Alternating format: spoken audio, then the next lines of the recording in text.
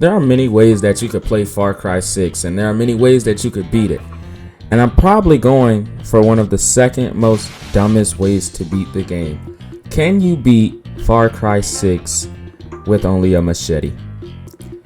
Okay, the rules are pretty simple. Like, you guys should already know. I'm just gonna try to beat the game with a machete. Like, I can't use a gun whatsoever.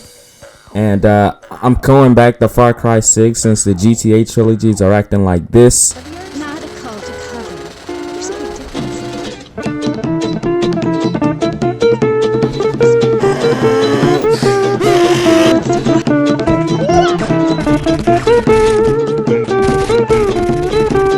Get out of here.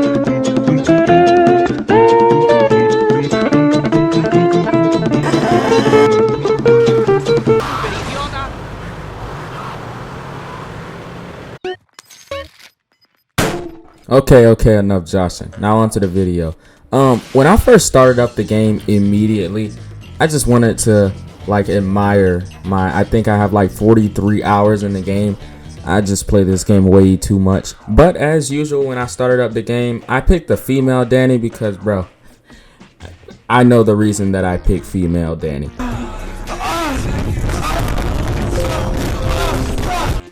And what's his name got shot again, and me and Lita we stormed through the city again. I don't know, man. You already know what happens in the prologue from the last video. Yeah, do you remember that song Grandma Got Ran Over by a Reindeer? Yeah, in this version she got hit with a revolver, and yeah, it's not the same. I guess it's a little bit more brutal than the last one, but not really when you think about the premise of it, because it involves an old lady getting injured. Then after that, Anton shot the ship up, but first he got his son off there first. And Lita died because she caught a stray bullet. And then it was all for my first challenge. My first challenge was to like machete all 3 of the people patrolling up ahead. And I didn't want to go in it like just swinging my machete around like an idiot, because I learned the hard way that in the epilogue you get one-shotted. Like I failed the epilogue one time because I got like spotted for like 1 second, and I got one-shotted. So then I kind of learned my lesson, and I was pretty much stealthy for like most of this playthrough. Now that I think about it, this playthrough is probably like, can you beat Far Cry stealthily with a machete? I don't know.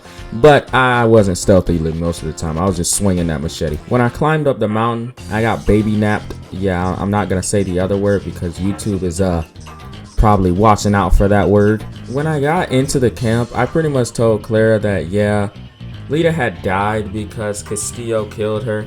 And Clara wanted me to join her force, well, Libertad. And I was just like, well, no, because I didn't sign up for that. And she said that she called me a pussy, and I wouldn't putting up with that.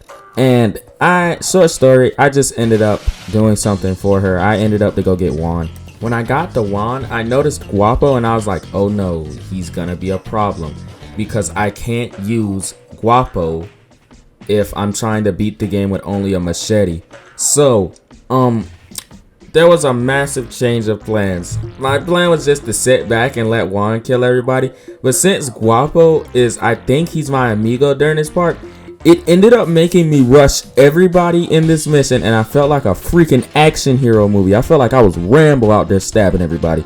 Not even gonna lie, most people would probably say that this challenge is pretty annoying since you have to get close to everybody to do damage. But man, I found this shit so freaking fun because I had to run up on everybody. And it was just like the way that I would kill them, it would just make me feel so satisfied about what I was doing. When I got back to camp, the game forced me to upgrade weapons that I couldn't even use. And after that, I was supposed to meet Juan's contact. Man, I'm not even gonna lie, I didn't know it was like that many ways to get to the contact, because I usually take the roads. But man, there's a whole freaking zip line system that gets you way closer.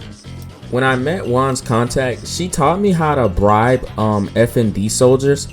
So I bribed the guy that we were supposed to, and then I killed him because no witnesses. But then the more that I think about it, I probably shouldn't have did that because he was probably trying to feed his family. And after all of that, it's finally time to scout the base. I'm not even gonna lie, my plan was to walk in the front door and out the front door. Now tell you how far I got. I got in the front door, and then when I tried to leave back out of the front door, I died trying to do it. When I got back, Juan made me another useless weapon that I couldn't use. But nah, I'm not even gonna lie, this one was probably more useful than the other ones because I can carry baseballs now.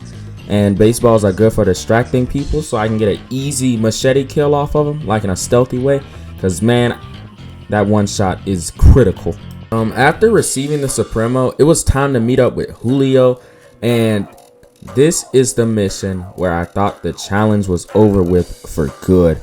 Because I'm not even gonna lie, the way that the game is set up, I thought that I would have had to use a flamethrower, but no, I had to improvise a way to like burn the stuff down, and man, was it so clever. Now, of course, I did not get this on the first attempt because nothing in this challenge comes on the first attempt. But yeah, what I noticed is that the meter was going up without me touching it, and I realized that the only thing that I was doing was like I was turning the valves on the little yellow Viviro things. But then an idea struck me. I was just thinking, I was like, what if I get spotted and I let the enemy shoot the gasoline tanks like right beside the Viviro plants so that it'll get the gauge up? Because at this point I'm thinking, well, my knife won't be able to cut through it and it just explode. But that's exactly what happened. I decided to go up to one of the gasoline barrels. I cut it with my machete and it fucking exploded. And that's exactly how I figured out how to do this challenge. Then after that mission, it was time to fuel the revolution. You see what I did there? I kind of put the mission's name in never mind. But after that, I went to the F&D base to get the gasoline. That wasn't too hard because just stay out of sight and just keep slashing with your machete and eventually you'll get through it. And since I already went through the game once before, I went to the right base so I could kill the commander. But on the way there, I flipped my fucking car. No joke, my car did a front flip. I'm not even gonna lie, killing the general, or not the general, the commander, it wasn't that hard because the enemies kept fucking going in a, like they kept going in a specific line. To the point where like you would kill one enemy and then another enemy would come out and then you get an easy kill on them. And it was just fucking ridiculous. By the time it was over, she was out of guards and it was just her, and it was a very easy machete kill. Girl wanted me to come back to camp where she gave one of her good guy speeches, and I was just like, okay, it's whatever. And then an even bigger challenge arose. I had to take out an anti-aircraft cannon without an explosive. And at this point, I was just like, okay, I'm just gonna make them shoot the thing in front of it. But nobody wanted to shoot the thing. And then I noticed that there was a gasoline barrel, and I was like, you know what? Let's try collateral damage. So I tried and I hit the gasoline barrel and it actually blew up everything, which was fucking ridiculous. It should not have had that big of a blast radius to blow that thing up. And then it was on to the final mission. I'm not even gonna lie, the final mission, it was pretty fun. Even though I was just using a machete, it was pretty fun. What makes this challenge so fun to me is that like I have to get up close and personal with people, and like bro, it's just the chance that I might get that machete kill animation that makes it all worth it. Like I'm just doing that in the middle of combat while somebody's just shooting at me, and bro, it makes me feel like I'm freaking John Wick on crack. But yeah, let me be real with you, there was a lot less John Wicking and it was a lot more of me dying in this mission. But rest assured, I guarantee you I'm gonna try to like go through the whole game like this, even though, you know what, I'm not gonna spoil it. There is certain parts in the game where I have to find a little like loophole to where I can use my machete to like beat the parts. But I haven't even beaten the game yet. Like my game is only like what 89% done. I've been exploring the whole time and doing all this other stuff. But yeah, rest assured, If this video does good, no, it doesn't even matter. I am going to finish this challenge and I'm gonna upload it. So yeah, there is gonna be a part 2 to this challenge. Back to the video. I did do something a little controversial during this challenge. What I did was, it'll be on the screen. What I did was, I was running from some enemies and I used my machete to hit the gasoline, and the gasoline started to fuse and it blew up and it knocked them over, and I finished them with my machete. Technically, I did use my machete to blow up the gasoline tank, and technically I did kill them with my machete, but I don't know, I'm just gonna leave that up to y'all in the comments. After going all chop on everyone, I jumped into the water and took the meanest belly flop anyone has ever seen. After everyone was done blowing up the ship, what was his name? Juan? I think it was Juan. No, it's Julio.